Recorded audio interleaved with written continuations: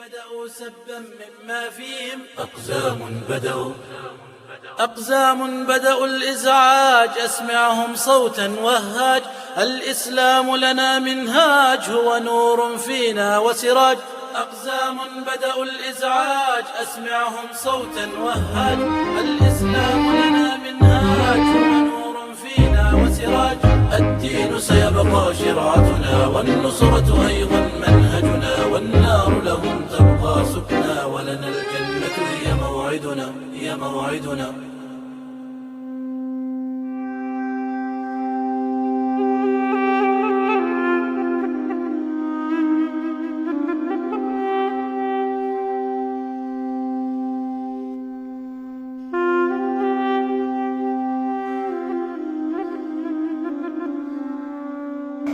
Un tableau de Jean-Joseph Benjamin Constant, le caïd marocain Tahami.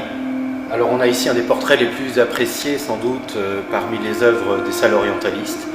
Et c'est un travail très académique puisque Jean-Joseph Benjamin Constant a été formé à l'Académie des Beaux-Arts à Paris.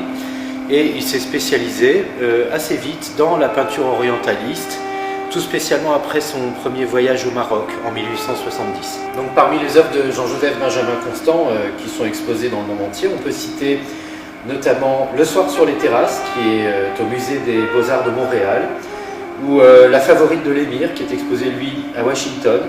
Et il y a aussi un tableau de ce peintre à Carcassonne, au musée des Beaux-Arts de Carcassonne, Les Chérifas. On a un tableau qui rassemble un peu tous les clichés de la peinture orientaliste avec tous ces objets qu'on retrouvera très fréquemment dans les œuvres du 19e siècle. Alors, on a un personnage qui est vêtu d'un manteau berbère, le burnou, qui est coiffé d'un turban.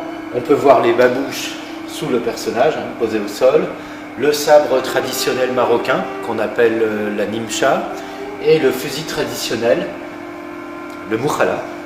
Donc ça pourrait passer pour un travail d'atelier. Et pourtant, c'est un personnage que Jean-Joseph Benjamin Constant a réellement rencontré pendant son deuxième voyage au Maroc. On est en 1873 et il se trouve qu'à Tanger, donc, il va croiser ce caïd. Alors le caïd, c'est un chef militaire, c'est un chef de tribu, un personnage important. Donc, il fait partie de l'escorte du sultan du Maroc, alors sans doute Mohamed IV à cette époque. On peut apprécier l'expression du visage, un visage particulièrement intimidant, farouche. Vous pouvez noter la maîtrise des jeux de lumière avec les reflets sur le visage du personnage, sur les joues, sur le nez, sur son front. Alors le contraste avec le turban d'un blanc éclatant et puis ce rayon de lumière qui vient tomber sur la partie inférieure du tableau et qui paraît provenir soit d'une porte qui s'ouvre, soit d'une fenêtre située en hauteur. Alors ce tableau nous est assez régulièrement demandé. Il a été notamment prêté pour une exposition temporaire à Montréal il y a quelques années. Un bel exemple donc, de travail académique de cet art qu'on appellera l'art pompier, par mépris pendant toute une partie du XXe siècle, mais c'est un style qui est complètement réhabilité aujourd'hui.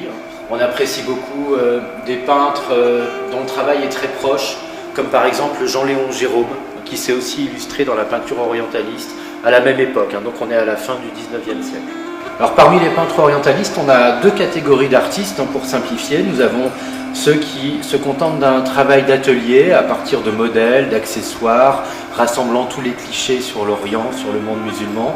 Et puis on a cette deuxième catégorie d'artistes qui eux font un ou plusieurs séjours, souvent c'est en Afrique du Nord, au Maroc ou en Algérie, et qui donc vont réaliser un travail beaucoup plus documentaire. Et Jean-Joseph Benjamin Constant fait partie de ces artistes qui ont voyagé. Il a fait 3 séjours au Maroc au total.